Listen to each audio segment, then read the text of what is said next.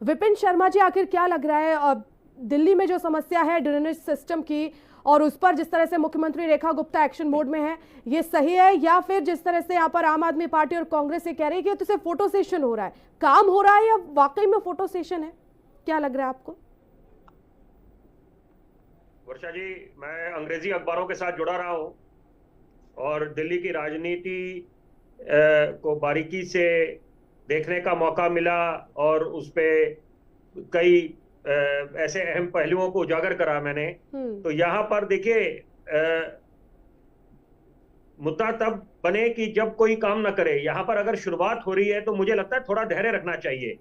हरनाम सिंह जी जब वो शीला दीक्षित जी का दौर याद दिलाते, मैं उनके साथ खड़ा हूं, इत्तेफाक रखता हूं, क्योंकि बतौर पत्रकार जब मैं विधानसभा जाया करता था या मुख्यमंत्री जी शीला दीक्षित जी को मिला करता था तो वो जानी जाती थी, क्योंकि वो एक टफ टास्क मास्टर भी थी और वो काम करने में विश्वास रखती थी। Action speak louder than words. और जैसे कि श्रेय लेने की होड़ में तो हर कोई खड़ा हो जाता है, लेकिन वो विफलता के लिए भी तैयार रहती थी। इसीलिए स्वर्गीय शीला दीक्षित जी को हमेशा दिल्ली वाले याद रखेंगे। वो बात दुरुस्त है, बिल्कुल जायज है। 1998 से लेकर 2013 का जो स्वर्णिम दौर दिल्ली ने देखा था, जो विकास देखने को मिला था, उसके लिए चश्मा लगाने की आवश्यकता पड़ती थी नहीं, वो दिखता था, वहां पर एविडेंट था। लेकिन साथ साथ अब अच्छी बात है, देखिए कि एक महिला मुख्यमंत्री का चयन हुआ है और ये बहुत जरूरी था यहां पर कि आप वो चयन करें, क्योंकि बेशुमार चुनौतियां हैं यहाँ पर कानून व्यवस्था को लेकर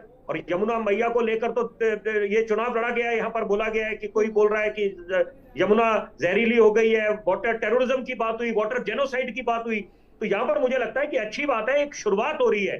धैर्य रखना चाहिए यहाँ पर सबको, क्योंकि Rome was not built in a day. जादू की छड़ी किसी के पास नहीं है। और यहाँ पर ये देखिए, क्योंकि खास तौर पर 2020 से लेकर 2025 आम आदमी पार्टी ने भी अच्छे काम करे हैं, ऐसा नहीं है आप, क्योंकि दिल्ली वालों ने अगर उनको प्रचंड बहुमत दिया है, खास तौर में 2015 और 2020, कोई ना कोई कारण होगा। जनता बड़ी प्रबुद्ध है, तो यहाँ पर कोई पुख्ता कारण होता है तभी जनता किसी पे भरोसा जताती है। तो कुछ काम करें। लेकिन 2015 से 20 एक दौर था, लेकिन 2020 से लेकर 25 का जो दौर दिल्ली वालों को खास तौर पर देखने को मिला, वो मुझे लगता है बड़ा दुर्भाग्यपूर्ण है, चिंता की बात है। क्योंकि कीमती समय नष्ट हुआ आपस में तकरार में, और ताली कभी एक हाथ से बचती नहीं है, उसके लिए सब जिम्मेदार हैं। यहां पर बात करनी चाहिए, बड़ी जरूरी बात। मैं चाहता हूं आज ये तीनों सम्मानित वरिष्ठ प्रवक्ता अपने अपने दल के बैठे हैं, ये बात पे थोड़ा गौर फरमाएं। हम लोग बात करते हैं अमूमन रेन वाटर हार्वेस्टिंग की।